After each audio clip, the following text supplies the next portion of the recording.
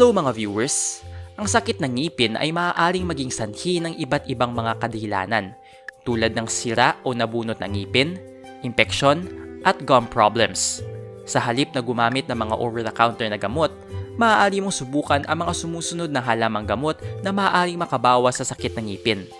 Bago natin simulan ang video na ito, huwag kalimutan mag-subscribe sa aming channel para sa mga health and love life lessons at huwag kalimutan pindutin ang bell button para lagi maging updated sa aming mga bagong videos. Una, anonas o custard apple.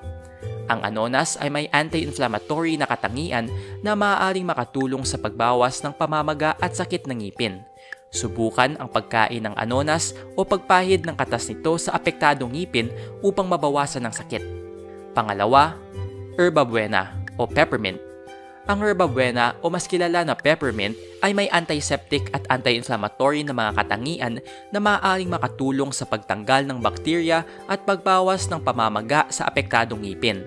Nguyain ang ilang dahon ng herba buena o gumawa ng saa mula sa mga dahon nito upang mabawasan ang sakit ng ngipin. Pangatlo, kalachuchi. Ang kalachuchi ay may anti-inflammatory at analgesic na mga katangian na maaaring makatulong sa pagbawas ng sakit ng ngipin. Gumawa ng tsaa mula sa mga bulaklak ng kalachuchi at gamitin ito bilang mouthwash upang mabawasan ang sakit. Pang-apat, sweet basil.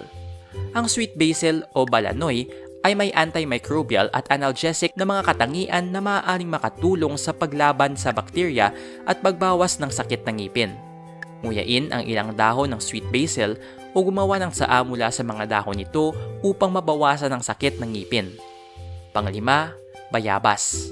Ang bayabas ay may antiseptic at anti-inflammatory na mga katangian na maaaring makatulong sa pagtanggal ng bakterya at pagbawas ng pamamaga sa apektadong ngipin. Gumawa ng tsaa mula sa mga dahon ng bayabas at gamitin ito bilang pangmumog upang mabawasan ang sakit. Pang-anim, asparagus. Ang asparagus ay may anti-inflammatory na katangian na maaaring makatulong sa pagbawas ng pamamaga at sakit ng ngipin. Kumuha ng ilang sariwang asparagus at nguyain ito upang mabawasan ang sakit ng ngipin. Pangpito, avocado. Ang avocado ay mayaman sa omega-3 fatty acids na maaaring makatulong sa pagbawas ng inflammation at sakit ng ngipin. Kainin ang avocado o durugin ang buto nito upang ipahid sa apektadong ngipin upang mabawasan ang sakit. Pangwalo, turmeric. Ang turmeric ay naglalaman ng isang sangkap na tinatawag na curcumin na may malakas na anti-inflammatory properties. Ito ay makatutulong sa pag-alis ng sakit ng ngipin na dulot ng pamamaga o impeksyon ng gilagid. Ihalo lang ang turmeric powder sa kaunting tubig pagkatapos ay ilipat ang mixture sa apektadong lugar. Iwanan ito ng ilang minuto bago banlawan ang bibig gamit ang mainit na tubig. Sa kabuuan, ang mga nabanggit na halamang gamot ay maaaring makatulong sa pagbawas ng sakit ng ngipin at iba pang mga sintomas na may kaugnayan sa dental health.